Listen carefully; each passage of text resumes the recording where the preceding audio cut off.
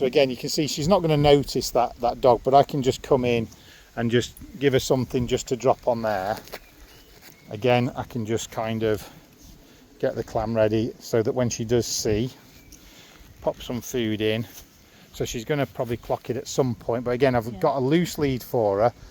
So when she looks, so there you go, she looks, and I can just go, she's not charging, and then I can just go pop that down, give her something to keep her occupied. She's done really well, and it's kept her there for longer. And the thumbs up there as well. We could do. I just think it's but don't get me wrong, just delivering the clam and delivering the food can be really enough. Difficult yeah. to do that. Yeah, so timing is always a weird thing, and it's like, right. My problem is Andrew, because I'll tell him that's what he's got to do, and they go, well, I can't do the clam, and I've only got 2 hands. I need. But I think this is where we have to then start going, right, when we're doing the walk, we have a different, yes, we try, but basically if we're just walking, let's just do the walk. He says we need 2 people. But these are deliberate training sessions. So I think what we need is we need to differentiate between the criteria on a walk, where we go, do you know what, we'll give her a bit more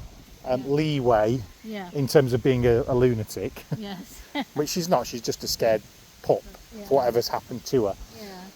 But these are deliberately set up to try and build her confidence. So you can see what I mean. I'm not forcing her into a situation. She's got a loose lead. She's laid down, she's relaxed, her legs tucked under, so she's as calm as she's going to be.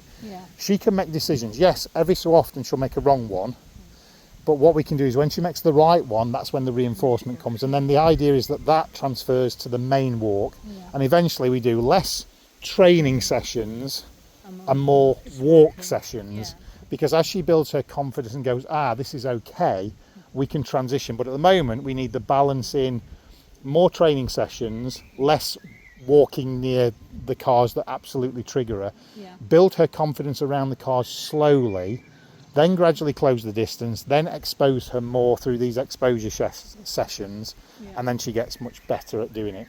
Does that make sense? It does, yeah. So, but she's done really well. So we've had a couple of good little bits there where she's had cars and people. I'll take that, But it's hard work, but it's that what we have to get into our heads is that when we're doing a normal walk, while we can still train, we have to let our criteria go a bit, because we can't always be in training mode. And as I've said to you, this isn't a training issue, right? It's an anxious, and so what we have to do is we have to allow her, and this is kind of attuned to what we call a bit of free shaping, where she can make decisions herself. She can escape, she can go that way. She could lunge towards the thing if she wants to. So everything is on her terms in terms of free choice. But what we're going to do is when she makes the right choice, we can heavily reward that for her. And also she stays calmer, which is also rewarding.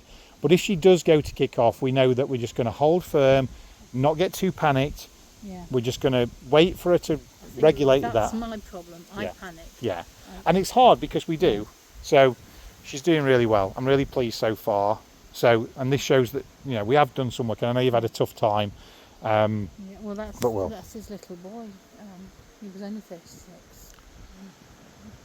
I know. Quick, it was unbelievable.